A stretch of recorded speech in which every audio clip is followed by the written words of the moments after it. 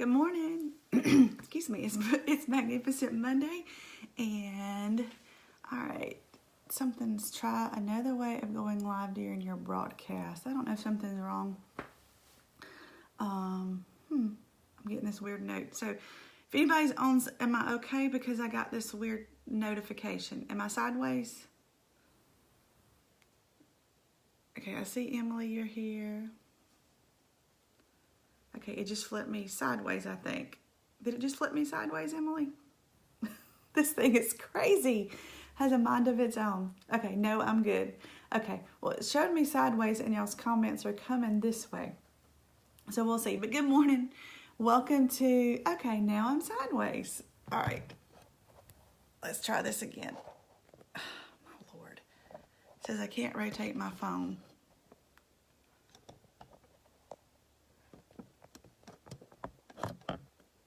Okay. I cannot rotate my phone during a live video is what it's telling me. You cannot Okay, how is that, y'all? Okay, I think it let me turn it. All right, let's see. Good morning. Happy Monday. I hope we're all good now. Now it says I'm very close. This is fun. Can y'all see my face and my head? Good morning, good morning. You gotta love technology, don't you? And y'all's comments are delayed like probably 5 or 10 seconds. So, anyway, for us to read them, we say, but then we have to wait for y'all to respond. So anyway, but we're going to go ahead and get started. I didn't realize it was 6:30, and it just hit me. I was like, oh, it's 6:30. It's time to get started. So I hope everyone had a wonderful Thanksgiving. I had a great Thanksgiving. All my family, all my kids were under one roof. We had family from Panama City. I served over 20 people on Thanksgiving Day out of my little house. It was fun. It was crazy. It was chaotic. We had, I think there's 13 kids and 7 adults. I think that's what we had. Anyway, so several of the kids were 9 and under, so it was wild. It was crazy. It looked like the Toy Story movie had exploded in my front yard, but it was fun. But anyway, I want to go ahead and get started today. Because I wanted to, you like my background decor. Thank you. My decor is compliments of Emily and Miss Kay Poe. So that's my Christmas decorations that I've got up, and I did get my tree up yesterday. But this is all you're going to see because I'm going to be moving in the first of the year. I'm not moving towns, I'm just moving to a different location. So this is it. This is all the Christmas decorations I'm doing. So, and meanwhile, I'll be packing, but that's a whole different story. So, I don't know, probably several of y'all probably saw my story on, if you're my personal friends on Facebook, you probably saw the story of me sitting at my dining room table Friday, and I did like this to brush my hair back, and when I did, I felt something scratchy, and I looked down, and the main stone of my engagement ring was gone.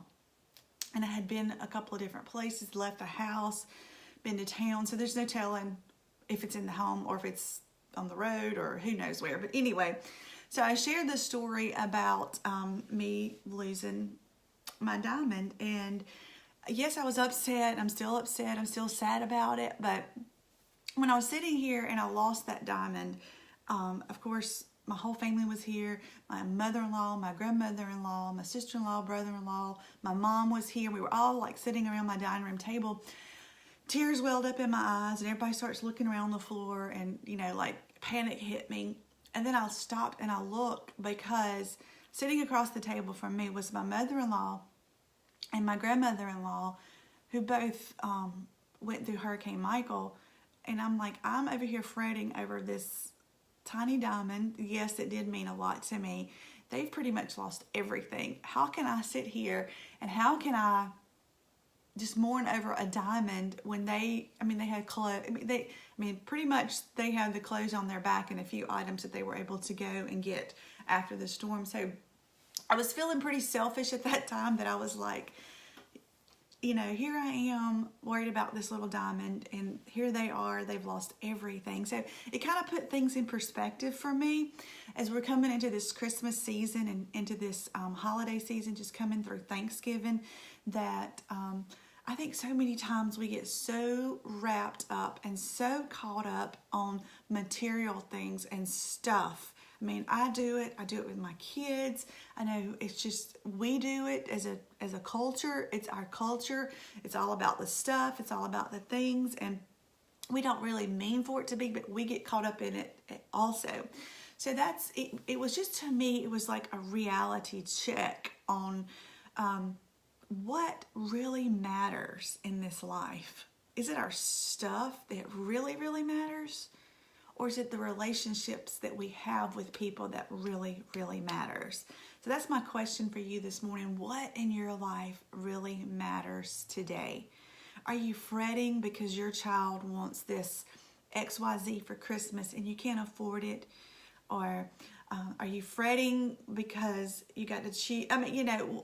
We get so caught up and so wrapped up in the material things, but what really, really matters is our relationship with God, and then in turn our relationship with other people. Those are the things that are going to count, that are going to matter in the end. Not how many gifts are under our Christmas tree, not how big our house is, not what kind of car we drive, not if we have the latest, cutest pair of booty shoes or the latest, cutest sweater or whatever. And there's nothing wrong with all those things at all. There's nothing wrong with your kids having a great Christmas and lots of whatever, you having a nice car, nice clothes. There's nothing wrong with that at all. But we need to keep things in perspective. When we start putting so much focus into all that stuff and all those things, that's where the problem lies. So, I had put so much focus into that little diamond, and when I lost it this weekend, we were scurrying, we were lifting up couch cushions and sweeping under stuff, and my floors got really swept really well, and the couch cushions got cleaned out. So that is a good thing in all of it. But it was just really perspective. It just really hit me really hard. The word says in Matthew chapter 6, verse 19, the word says, "Don't store up treasures here on earth, where moths eat them and rust destroys them, and where thieves break in and steal." That's what all of our stuff, if it costs you your peace, it's too expensive. Amen, girl, that's right. But we don't need to just focus so much on all of our stuff. And if that's where our treasure lies, we need a reality check. And I think for me, that may have been a little reality check about stuff. Yes, that diamond did mean something to me, and I'm not trying to make light if but I was just reading the story of a young mother who was caught up in the fires and had a baby at a hospital out in California where the fires was taking place, and how crazy things got for this young lady. And so it really just made, put things in perspective of how blessed we really are, how much, if we got up this morning and we're drinking a cup of coffee and you're watching this on a device, you are overly blessed, okay? You're rich if you got all that this morning. So it put it in perspective to me, because, our focus should be on others and not on ourselves, and just planting kindness. In this holiday season, there's so many people that, for a lot of people, this is a hard time of the year for them. There's a lot of sadness. There's a lot of grief. There's more depression during the holiday season than any other time of the year. So, ask the Lord to put people in your pathway and in your direct contact that you can show some kindness, that you can sow into that person or to people, that God will place these people in your life that you can just begin to just really show what really matters. And it's not all the stuff that matters, but it's the relationships that we have with people. The word says to love our neighbor as ourselves. So we need to really love people like we're loving ourselves, and, get beyond what can I do for me, but what can I do for others. And y'all, when Hurricane Michael hit, it was like 26 hours before we knew that Mark's mom was safe, and his other family members that were there. It took us that long to actually know that they were okay. And Mark went down. The hurricane came on Wednesday. He collected items on Thursday, and he went down on Friday. And when he went down on that Friday, he met that weekend while he was there, he met a lady named Miss Carol. And if y'all are personal friends with us on Facebook, you've probably seen some posts about Miss Carol. So I just want to kind of give you an update on the last time that we were there to see Miss Carol. It had been when Mark and I went back together the second time when we were serving with Church of the Highlands. We went back the second time. We went to see Miss Carol and to check on her. And y'all, she lived in a mobile home, and there was a tree that had actually fallen all the way across the front of her trailer and took off like the whole left end of her trailer. Like it was just smushed. She had a tarp hanging up. The other end of her trailer was fine, but the front of it, and there was every tree around her was completely ripped up. All the power lines were still just mangled. And there's story after story, but this is just a personal story that I know and that I got to see and to witness. This is a lady who was a single elderly lady, and she had been sitting in the dark for 2 weeks, literally for 2 weeks. She had been living off of a neighbor who had been coming to see her. She'd been to see her like 3 times in 2 weeks because she had a 90-something-year-old elderly father that she was trying to take care of across town. But she had brought her like Boost, the little Boost drinks. She was basically living off of that and some water. And I think she had some crackers or something, but that was basically it. But when we were there and we were doing some more work and removing some more of the trees and stuff, she just asked me, would I come and just sit down and talk to her? So I came and I sat down and talked to her. And the next day, we come back to actually do some more work. And when we got there the next day, she was just exhausted. She couldn't hardly move. And she said that she hadn't slept in like 48 hours. And this is the words that she said to me and to Mark. She said, I just needed to know that there is hope. Y'all, we have the hope that we can offer to people. This was people in the middle of a crisis. This lady was in the middle of tragedy. But y'all, there are people right around us that they just need to know that there is still hope. And we can be hope dealers, y'all. We need to be dealers of hope. We need to be dealers of spreading kindness to people during this time, of the Christmas season as it's coming in. So, don't take it at, look at every person that you come in contact with. That could be a divine appointment for you today. When you're in Walmart and you're standing behind somebody in line, or maybe it's on your job, you meet people and, because of your line of work, look at that as a divine appointment, that you can be the hope that person needs. We never know what we're encountering and who we're encountering. So, we need to be the hope dealers. We need to be offering hope and offering kindness and not be so caught up in stuff and things and the materialistic side of things. But let's offer hope, because y'all, Jesus is the hope of the world. We know that. So if we could just be that breath of fresh air for somebody to let them know that there really is hope, that there's hope in Christ, and that someone out there really does care for them. That's all Miss Carol needed to know, was that somebody cared for her. And she said, why did it take somebody from 4 hours away that I don't know to come and to offer me help? And we just said, because this was God's plan, and come to find out she did have children. But through all this, God is restoring. We're still keeping in touch with her, and she's actually they've moved her to Pensacola, and she's in a rehab or a assisted living type place right now.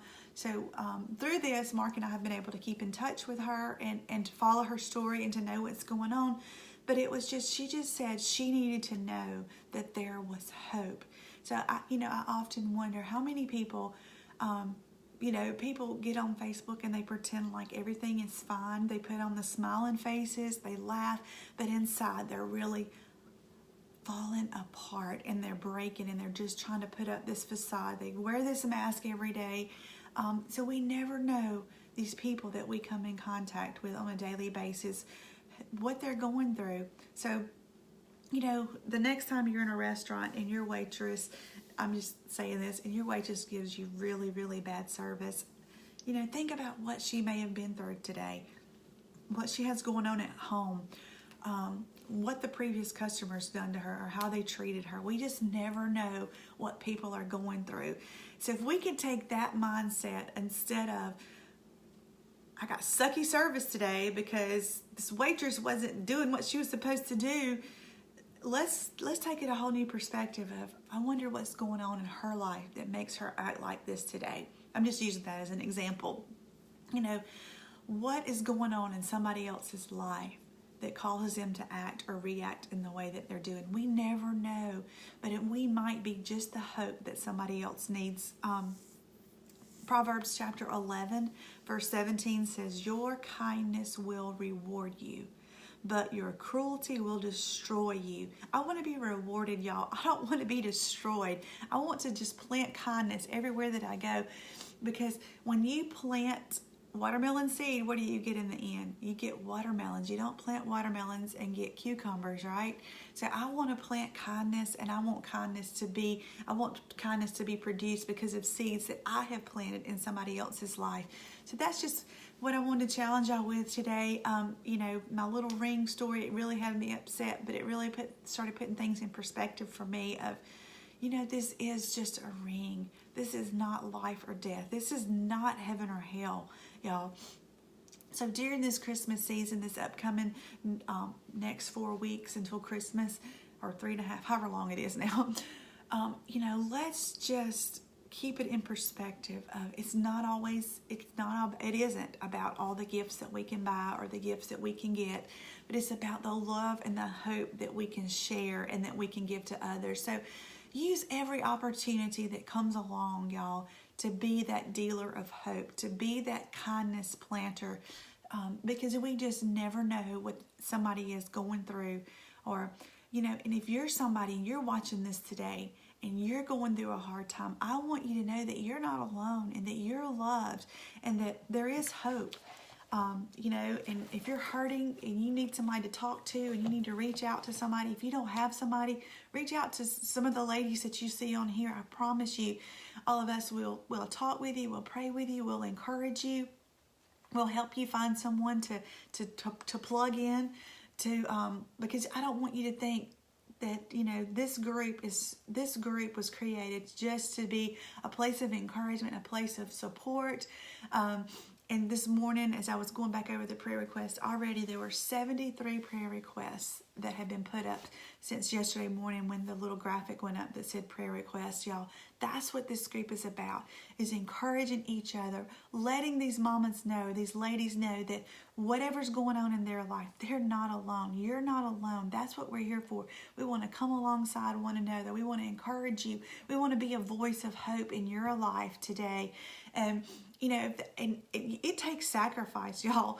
I'm not complaining. I'm just sharing. It takes sacrifice to keep this group running. There is like 1,400 members to this group now. So keeping up with the posts and the prayer request and the Secret Sisters stuff, that is work, but it's worth it to me. I mean, I don't look at it as a job at all.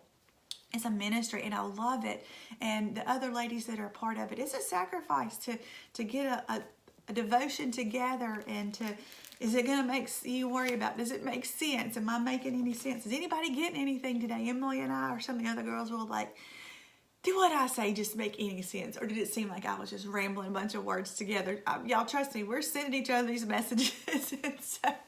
But anyway, y'all just allow yourself to be used by God every day, not just during Christmas, but especially during this Christmas season, because like I said, this time of the year is the time of the year that there's more depression, there's more suicides, there's more people that are hospitalized during this time of the year because of mental things. And so let's just be aware of that, and let's take our minds off of us all the time, and let's focus on those that we come in contact with, and know that, and look at every person that you come in contact with today as an opportunity, y'all, and not as a job, even if it is your job. But maybe God's putting that person at your desk for a reason today, and you never know what somebody else is going through. So just remember that.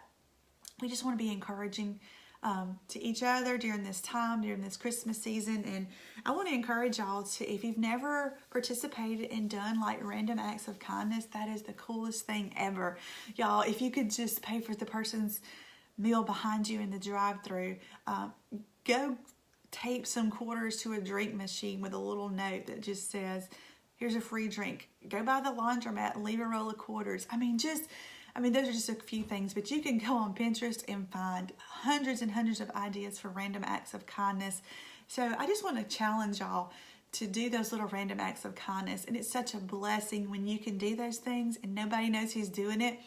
And it's really cool if you can kind of watch from the background and watch people's responses, because they don't know who did it. So that's cool too. But y'all, I want y'all to have a great start to your week, a great start to your Christmas season.